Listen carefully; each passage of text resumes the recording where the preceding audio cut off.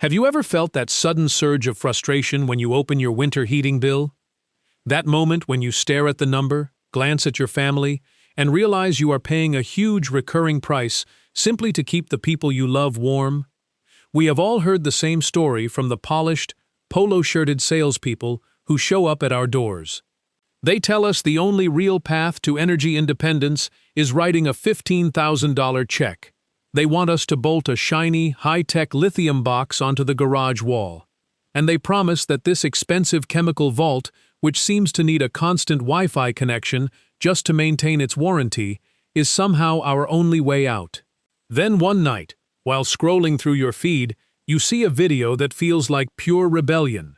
The thumbnail shows a dirty, salvaged $90 propane tank sitting beside a shiny $10,000 Tesla Powerwall. And the claim is almost impossible to ignore. Take an old grill cylinder, fill it with a few bags of play sand, add a cheap heating element connected directly to a solar panel, and suddenly you have something capable of replacing your entire home battery bank. No lithium, no cobalt, no corporate Wi-Fi, and supposedly enough stored heat to keep your home comfortable all winter for pennies. The video has millions of views. The comments section is packed with people celebrating, convinced that the little guy has finally beaten the system. It looks like the ultimate garage inventor's dream. But for those of us who care about off-grid living, homesteading, and genuine self-reliance, there is one question we cannot ignore. Is this $90 propane tank battery really a breakthrough that could save your family thousands of dollars? Or is it another piece of beautifully packaged algorithmic clickbait that gets your attention by quietly skipping the physics? Today, we are not going to guess. We are going to put this viral idea under the microscope of thermodynamic and mechanical reality. We are going to run the numbers the viral videos tend to leave out, explore the remarkable history of the engineers who developed the real technologies behind these ideas, and find out what this setup could actually save you. By the end, you will know the truth behind that $90 tank. And the real mathematics may completely change the way you think about your home, your energy, and your independence. Part 1. The Finnish Ancestry. The Real Science of Sand. To understand why the so-called propane tank battery captured the internet's imagination, we first need to travel more than 4,000 miles northeast to a small, snow-covered town in western Finland called Kankaanpää. In 2022, a group of young Finnish physicists working under a startup called Polar Night Energy did something many people in the mainstream energy industry considered foolish. They built a giant steel silo, measuring about 7 meters tall and 4 meters wide. Then they filled it with 100 metric tons of ordinary construction-grade sand and installed a network of heat transfer pipes through its center. That enormous sandbox was connected directly to the town's district heating network. During the summer, when Baltic winds are strong and daylight seems almost endless, Finland can produce a huge surplus of clean wind and solar electricity.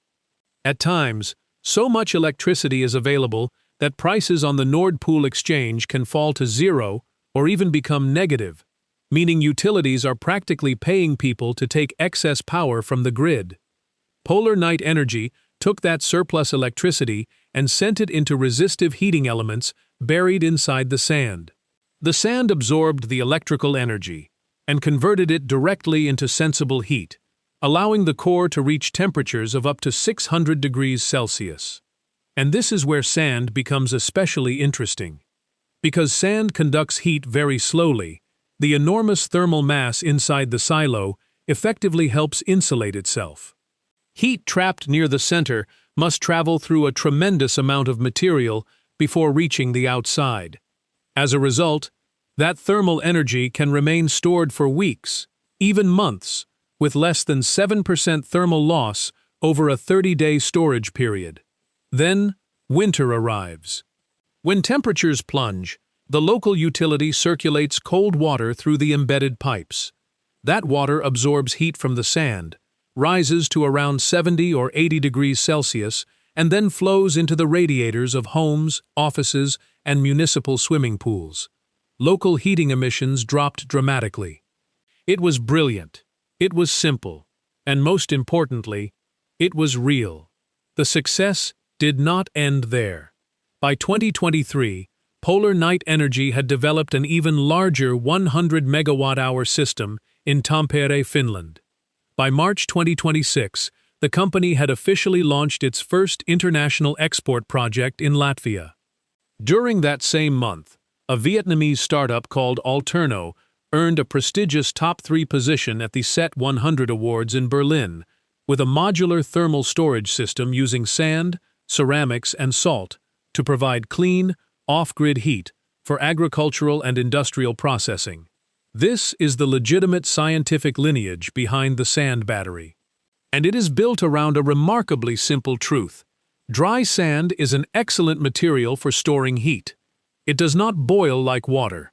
Under normal thermal loads, it does not generate the enormous explosive pressure associated with a sealed liquid system. It can survive tens of thousands of heating and cooling cycles without significant degradation. And perhaps most importantly, sand is cheap, abundant, and non-toxic. So if 100 tons of heated sand can help warm a Finnish town through winter, why couldn't a $90 propane tank filled with sand do something similar inside your garage or living room? That question is exactly where things become interesting. Part 2. The scale swap fallacy. When physics doesn't shrink. This is where we run straight into one of the biggest traps in internet DIY culture. I call it the scale swap fallacy. The idea is simple. You take the proven, impressive performance of an enormous industrial system, something like a multi-megawatt thermal storage silo engineered by thermodynamics experts, and quietly suggest that all of those same physical advantages will remain when the entire system is shrunk down into a small container built in somebody's garage. It sounds reasonable, but thermodynamics does not care about viral titles, dramatic thumbnails, or inspirational montages. One of the most important factors in thermal energy storage is the surface area to volume ratio. Think about it this way. Heat escapes from a container through its outer surface, but the amount of heat the container can store depends largely on the amount of material inside it, its volume and mass.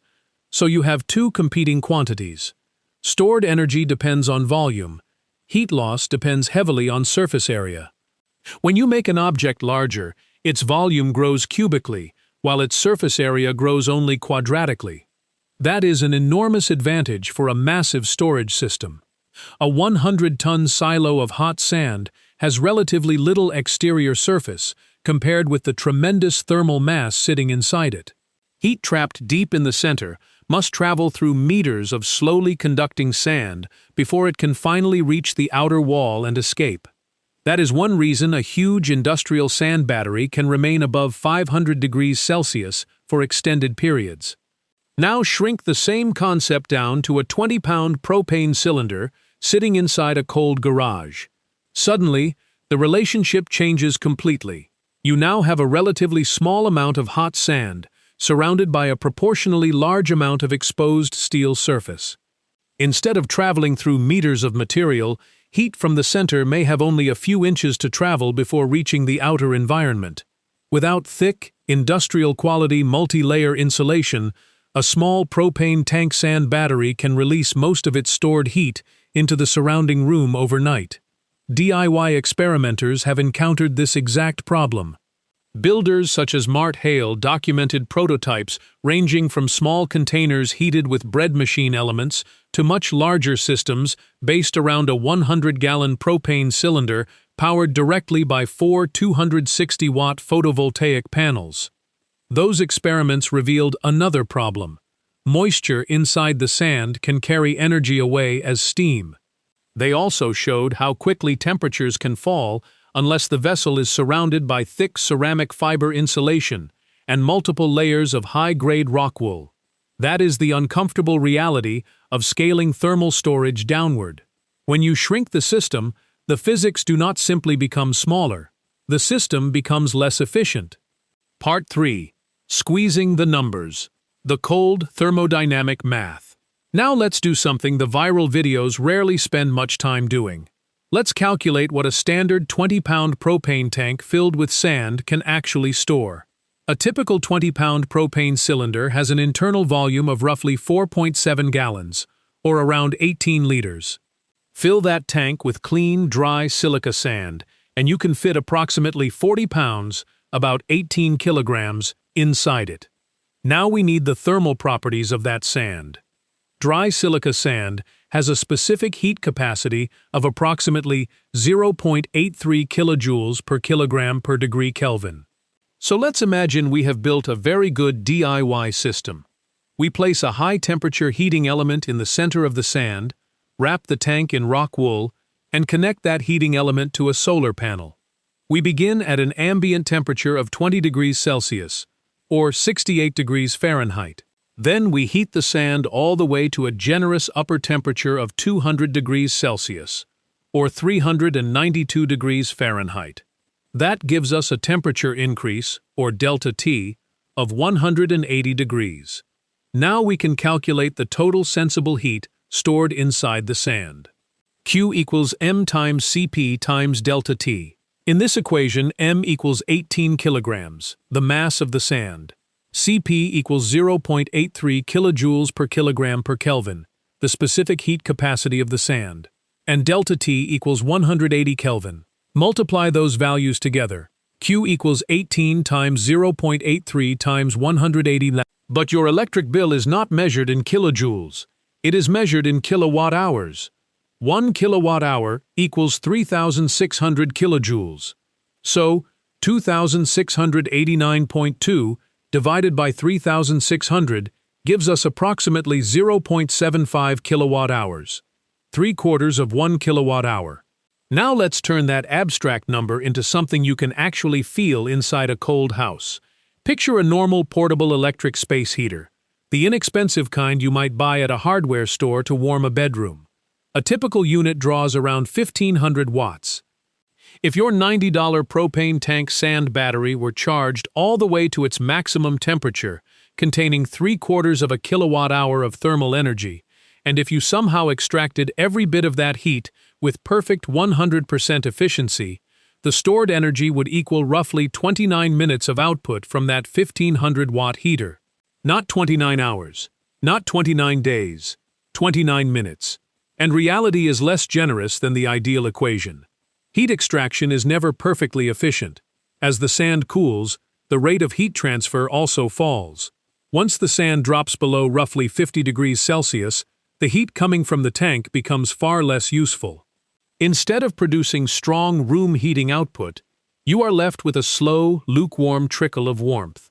In a small tank like this, realistic thermal recovery may be closer to 60 or 70%. That leaves you with approximately half a kilowatt hour of genuinely usable warmth. Enough energy to match that 1,500-watt space heater for roughly 20 minutes. Part 4. The Winter Bill Reality. Boring heroes win now. Let's look at what those numbers mean financially. How much money does that roughly half kilowatt hour of useful heat actually remove from your winter heating bill? Let's give the system every possible advantage. Imagine you live somewhere with a 150-day winter heating season, and somehow, every single day, without exception, you fully charge the propane tank battery and completely discharge all of its usable heat into your home. Across the entire winter, the tank would deliver approximately 75 kilowatt hours of useful thermal energy. If your home is heated with natural gas at an average cost of roughly $1 replace around, those 75 kilowatt hours replace around 2.5 therms of gas. Your savings for the entire winter? About $3. Now suppose your home uses electric resistance heating. At an average electricity rate of 17 cents per kilowatt hour, 75 kilowatt hours would save approximately $12.75 over the entire heating season. $12.75. And remember, that result assumes the solar electricity used to heat the sand cost you absolutely nothing. In other words, your solar panels must already be paid for, and the electricity going into this tank must be genuine surplus energy that would otherwise have been wasted. If you are buying electricity from the grid to charge the sand, the equation becomes even worse. You are paying 17 cents for every kilowatt hour sent into a thermal storage system that may lose 30 to 40% of that energy before you can use it. At that point, you are spending more money than you would by simply plugging an electric space heater directly into the wall. Now let's take that same $90 budget and spend it on the boring side of home energy efficiency. Walk into a local hardware store, buy a good tube of silicone caulk for $5. Add a pack of adhesive foam weather stripping for $8. Then pick up a can of expanding spray foam insulation for $6. For less than $40 total, you can spend one Saturday sealing air leaks around drafty windows, exterior doors, and electrical outlet boxes. According to the U.S. Department of Energy, basic air sealing alone can reduce heating and cooling costs by as much as 15%. On an annual residential energy bill of $1,200, a 15% reduction represents about $180 returned to your pocket. Not just once. This year, next year, and every year after that. Now compare the two. Spend $90 building a DIY propane sand battery and, under nearly perfect conditions, save $12.75. Or spend around $40 on caulk and weather stripping and potentially save $180 automatically. The boring, unglamorous, low-tech solution wins by roughly a factor of 14. Videos about caulk may never dominate the algorithm, but your wallet does not care about the algorithm. Part 5. Propane Tank Battery Part 2. The Pressurized Pneumatic Reality. But there is another version of the propane tank battery story spreading through off-grid forums, and this one is completely different.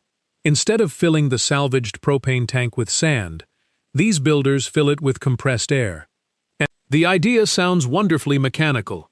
During the day, solar panels power an electric air compressor. The compressor forces air into the steel tank, storing solar energy as physical pressure. At night, that compressed air is released through an air motor connected to a generator, turning the stored pressure back into electricity. Supporters claim this mechanical air battery could hold energy for 30 years without degradation. And this claim is particularly convincing for one very important reason. Much of the historical science behind compressed air energy storage is absolutely real. Compressed air energy storage, commonly called CAES, is a legitimate and respected thermodynamic technology. Its underlying physics can be traced back to 1662, when Anglo-Irish natural philosopher Robert Boyle described what we now call Boyle's Law. When a gas is compressed into a smaller volume while temperature remains constant, its pressure rises proportionally. That pressurized gas represents stored mechanical work. Humans have been putting that principle to work for a very long time. In 1879, Austrian innovator Victor Popp constructed an enormous compressed air utility system in the heart of Paris. Pressurized air traveled through miles of underground piping. It synchronized city clocks. It powered elevators. It operated sewing machines. It even pumped beer inside local pubs. The network operated for 115 years, before finally closing in 1994, as local manufacturing declined. At industrial scale, compressed air storage has also been used by electric utilities for decades. In 1978, engineers in Huntorf, Germany, opened the world's first commercial CAES power plant. Instead of storing compressed air inside expensive steel tanks, the facility pumps enormous quantities of air into underground salt caverns. When electricity is needed, that stored air is released through gas-fired turbines, producing more than 300 megawatts of power. The facility remains in operation decades later without ever needing to replace the underground storage medium itself. Then, in 1991, another large system opened in McIntosh, Alabama. That facility stores compressed air inside a roughly 19 million cubic foot underground salt cavern and can deliver 110 megawatts of power for 26 hours. There is another impressive number behind the technology. In 2013, Stanford researchers Charles Barnhart and Sally Benson published an influential study examining the stored energy return on investment of different energy storage technologies. Their analysis found that compressed air returned roughly 240 times the energy required to build the system. Lithium-ion batteries scored around 10. So yes, the history is impressive. The science is legitimate. And industrial compressed air systems absolutely work. But once again, we have to come back down from giant underground caverns and utility-scale plants and look at the steel tank sitting in somebody's driveway. Part 6. The Garage Scale CAES. Math. Bust or boom. So how much electrical energy can a repurposed propane tank actually hold when we use compressed air? Once again, we need the mathematics. The maximum theoretical work that can be extracted from a volume of compressed gas, expanding isothermally, meaning at constant temperature, can be calculated with this equation. W equals P1 times V times ln P1 / P0. Now imagine we are using a large, upright, heavy-duty 120-gallon ASME-certified steel propane tank. Its internal volume is approximately 0.454 cubic meters. We use a good electric compressor and pressurize the vessel to 150 psi, equivalent to about 1,034,000 pascals of absolute pressure, or roughly 10 atmospheres. Insert those values into the equation. W equals 1,034,000 times 1,000.454 times ln 1,034,000 / 101,325.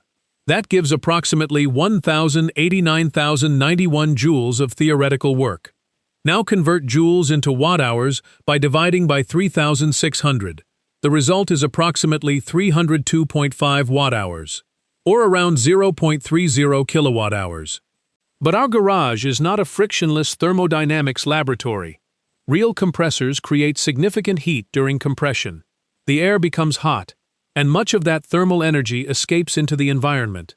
Then, when the compressed air is released through an air motor, it cools rapidly. Add the mechanical losses inside the air motor and the electrical losses in the generator, and the amount of electricity coming back out falls even further. Even with good equipment, a realistic electrical round-trip efficiency for a small DIY compressed air system may be around 50% at best. So take that theoretical 0.30 kilowatt-hours and cut it in half. Usable electrical energy becomes approximately 0.15 kilowatt-hours. That is the number we need to compare with a real home battery. A modern Tesla Powerwall 3 stores approximately 13.5 kilowatt-hours of electricity. To equal the storage capacity of just one of those lithium home batteries, you would need around 90 120-gallon propane tanks connected in parallel. 90. You would have to buy them, connect them, and plumb them together until your backyard looked like a forest of giant pressurized steel cylinders. This is the scale problem all over again. Industrial plants in Germany and Alabama work because their compressed air is stored inside salt caverns measuring hundreds of thousands of cubic meters. Nature supplied the storage vessel. The moment you have to purchase that same volume in steel at retail prices, the economics of compressed air storage collapse. A micro CAES system built around a $90 propane tank is therefore a thermodynamic dead end as a serious home electricity storage system. It may keep a laptop running for a few hours, but it is never going to back up your entire house. Part 7. Where these builds actually shine. Honest homestead applications. Does all of this mean these DIY systems are completely useless? Absolutely not. It simply means we need to stop forcing them to behave like electrical batteries and start using them for the jobs they are actually good at. Direct use off-grid applications. If you heat with wood, or if your rural homestead includes a workshop, a larger sand battery can still become an interesting and genuinely useful project. For example, imagine charging a 250-gallon sand battery with waste heat coming from a rocket mass heater or a small wood stove. A rocket mass heater can burn wood at temperatures approaching 1,000 degrees Celsius. Route those hot exhaust gases through a heavy Schedule 40 black steel pipe coil buried inside a large sand tank, and the sand can absorb that thermal energy directly. At that scale, the system could store as much as 37 kilowatt-hours of heat. Now the idea starts to make sense. Instead of trying to turn that heat back into electricity, you simply use the heat as heat. The sand becomes a zero-electricity thermal buffer. It might take the edge off the cold inside a workshop. It could help keep an off-grid greenhouse above freezing and protect winter crops. It could provide warmth in a chicken coop and help prevent the animal's water from freezing. Those are practical thermal jobs being handled by a thermal storage system at an appropriate scale. Now consider compressed air. Compressed air becomes much more useful when we eliminate the inefficient step of turning pressure back into electricity. That direct use approach is exactly what Amish communities have been practicing for generations.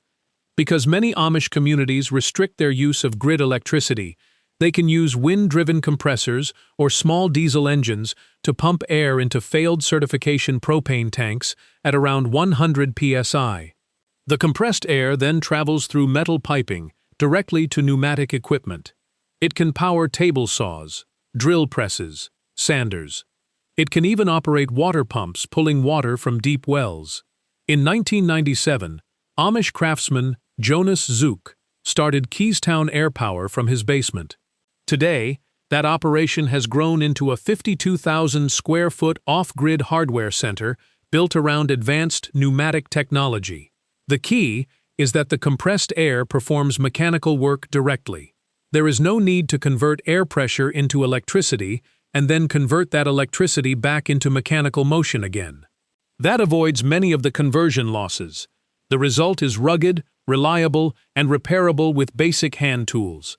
There is another surprisingly effective direct-use thermal battery that may already be sitting inside your house: your electric water heater. Technical educators such as Technology Connections have highlighted this idea. A standard 50-gallon electric water heater powered with surplus midday solar energy can store roughly 5 to 10 kilowatt-hours of useful thermal energy, quietly, safely, and without adding another complicated storage system. Once we stop asking one technology to perform a job it was never meant to do, everything changes. Match the technology to the right task, and these systems can be magnificent. Part 8. Safety first. Purging the bomb and pressure limits. Now we need to address something much more serious. Something many viral videos race through in a flashy 3-second montage. Safety.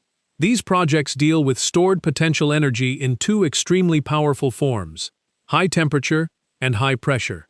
And one of the most dangerous moments in any DIY propane tank, sand battery, or compressed air project comes before the system is even built. It comes when somebody decides to cut into an old propane tank. A salvaged propane cylinder can be a remarkably strong piece of ASME-certified steel, but an apparently empty propane tank is not necessarily harmless. Propane is heavier than air, and residual fuel and explosive vapor can remain inside the vessel even after the tank appears empty. Put a grinder, cutting torch, or plasma cutter against a tank containing those vapors, and the result can be catastrophic. This is not a theoretical concern. A closed steel vessel containing an explosive fuel-air mixture can effectively become a bomb. Before any cutting operation, the tank must be properly purged. That involves removing the brass valve and completely filling the vessel with water so the remaining gas is displaced, allowing the water to overflow. Only after the vessel is completely filled and properly purged should cutting even be considered. And if you have never performed this kind of work before, this is the point where an experienced welder or professional should be involved. Compressed air plumbing introduces another serious hazard. I have seen DIY projects using ordinary white PVC plumbing pipe to carry compressed air. Never use standard PVC pipe for compressed air lines. Unlike copper, steel, or specialized aluminum systems, ordinary PVC is not designed for repeated compressed air pressure cycling. Over time, expansion, contraction, temperature changes, and aging can make the material increasingly brittle, and when pressurized PVC fails, it may not simply crack open. It can shatter violently, sending sharp fragments outward at tremendous speed. Compressed air systems should instead use properly rated materials such as heavy black iron pipe, copper tubing, or rated aluminum piping. A physical pressure relief valve should also be installed and rated below the tank's maximum working pressure. That inexpensive valve may become the final defense against catastrophic overpressurization. Self-reliance is supposed to make your life more resilient. It is not supposed to put your life at risk inside your own garage. Build it correctly, or do not build it at all. The true root of self-reliance. At the end of the day, the $90 propane tank battery tells us something much bigger than whether sand or compressed air can store energy. It tells us something about the world we live in. The desire for genuine energy independence is very real. People are tired of depending entirely on an aging electrical grid. They are tired of watching utility rates climb 20% in a single year. And they are tired of paying enormous amounts of money for chemical batteries that begin slowly degrading from the moment they are put into service. That search for alternatives is both understandable and necessary. But genuine self-reliance cannot be purchased through a cheap shortcut discovered in a viral video. The home energy market does not always reward the technology that works best. Often, it rewards whatever fits most neatly into tax credit programs and corporate business models. When we look beyond the polished montages and glowing thermal camera footage, we often discover that the most effective ways to protect our families and strengthen our homesteads are also the least glamorous. Investing in high-performance insulation, taking the time to properly air seal the house, understanding the physics of the climate where we actually live, and designing our energy systems around the idea that the entire house is one interconnected machine. That brings us back to the sand battery itself. If a sand battery can only return heat and never electricity, should we really call it a battery? Or does that word create an expectation that a garage-scale tank simply cannot fulfill? I want to know where you stand. Would you spend $500 on a mechanical steel air storage system that you could repair yourself with a wrench? Or would you write a $15,000 check for a lithium battery that needs a Wi-Fi connection just to keep its warranty alive? Drop your thoughts in the comments below. I read every single one of them. And if you want to discover the real, proven methods of building resilience, the systems that actually change your energy bills instead of simply feeding the social media algorithm, make sure you subscribe and share this video. In our next video, we are going to explore a forgotten, 200-year-old insulation method that can cut a home's winter heating load by 60% for only $11 per square foot. Thank you for standing with me here at Survival Roots. Keep building, keep learning, and stay independent. I'll see you in the next one.